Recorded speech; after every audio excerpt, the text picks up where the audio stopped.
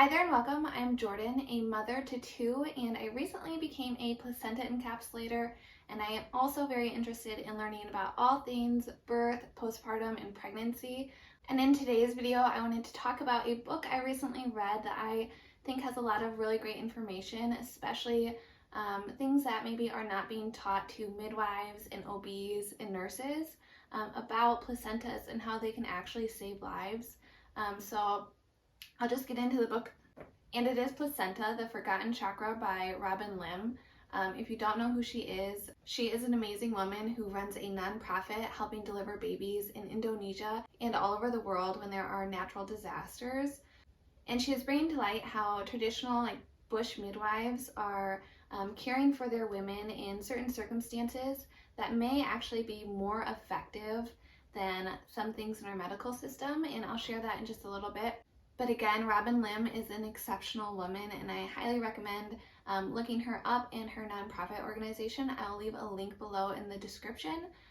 But getting into how placentas save lives.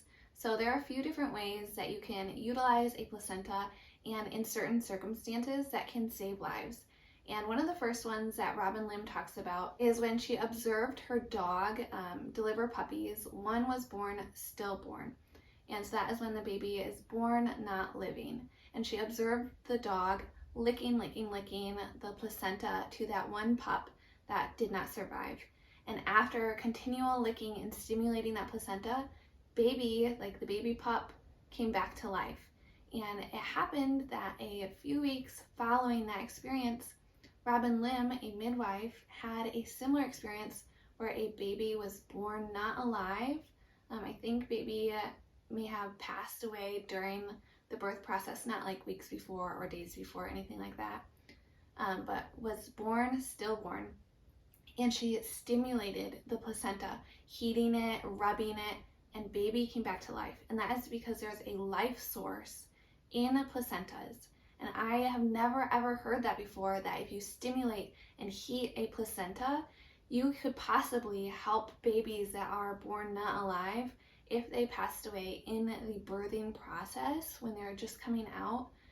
Of course, I'm not a medical provider, but I think that's something that we're not being taught in the birth circle. Maybe we are, but I've never ever heard it in any of the research I've ever come across. I think that's something that needs to be shared, and hopefully, it can help save lives if that gets out to more people. And supposedly, this is what bush midwives are doing. And when I say bush, I mean like very rural area midwives that don't have medical support. If a baby is not doing well, even still born alive but still not doing well, they stimulate the placenta, or they'll put it in hot water and let it soak in there, and something about that and milking the cord helps bring baby back to it. Another way that Limn talks about in this book is if a woman is hemorrhaging after giving birth, traditional midwives will cut a piece of the placenta off and immediately feed it to mom, and her bleeding will stop. That is something I also found very interesting and have not heard that before. And time again, when Limn in her practice is faced with a hemorrhaging woman, she will cut a piece of their placenta off, coat it in honey just to make it more palatable, and give it to the mom, and it stops the hemorrhaging. And she has done it where she'll try traditional Chinese methods of stopping the hemorrhaging, like the regular medicine that a hospital will give you, and these things aren't working. And as a last resort, she's giving moms the placenta, and that's what ends up stopping the hemorrhaging.